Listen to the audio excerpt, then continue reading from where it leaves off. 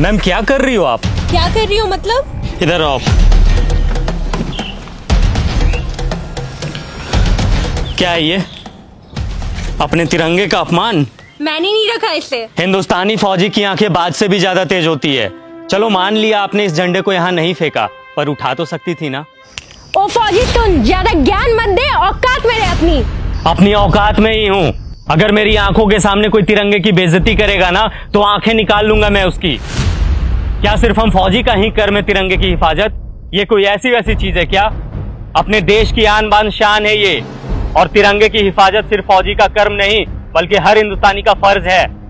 अरे जाना यार, टाइम मत खराब कर मेरा, बहुत देखे हैं तेरे जैसे। मेरे जैसे नहीं देखे होंगे। तूने एक लड़की को थप्पड़ मारा? लड़की को नहीं मारा बल्कि बदतमीज लड़की को मारा।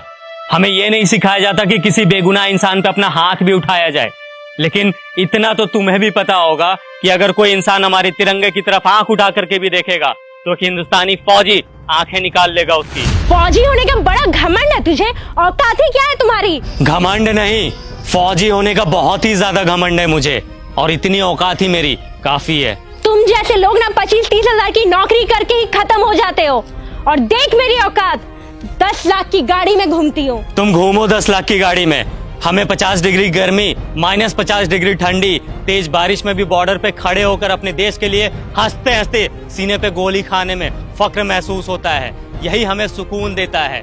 तुम क्या जानो असली देशभक्त होता क्या है? सुन, अब बहुत हो रहा है तेरा। तूने तो मुझे एक थप्पड़ मारा ना, मैंने तुझे 10 ना मरवाया ना, तो मेरा भी नाम हनी नहीं।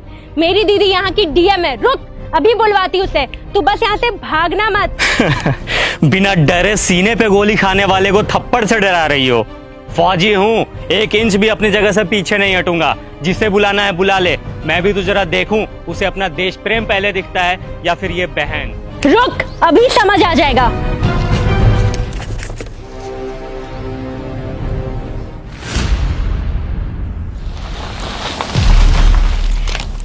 दीदी, यही है वो इंसान जिसने मुझे थप्पड़ मारा है। कितना मारा? 1, वो भी बहुत जोर का। कम ही मारा था।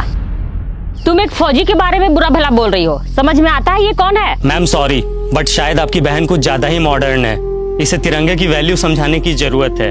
इसने ये तिरंगा इधर फेंका और जा रही थी। वो फट गया तो तू रख के क्या करती? अच्छा, फट गया था। 1 मिनट मैम।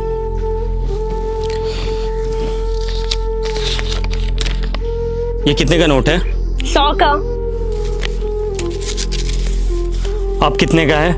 100 का। अरे क्यों, फटने से इसकी वैल्यू खत्म नहीं हुई? मैं भी फेंक देता हूं इसे।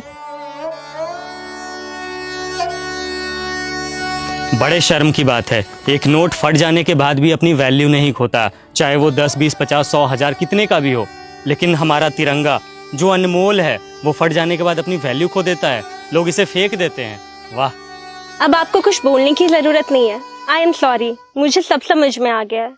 अफसोस कि तुम्हें अब समझ आया, जबकि अपने तिरंगे की कद्र करना ये कोई समझाने की बात ही नहीं है। हम फौजी जब तुम लोगों की सुरक्षा में 20-20 किलो का वजन लेकर हमेशा खड़े रह सकते हैं, तो क्या तुम लोग एक तिरंगा नहीं संभाल सकते हम लोगों के लिए, अपने देश के लिए?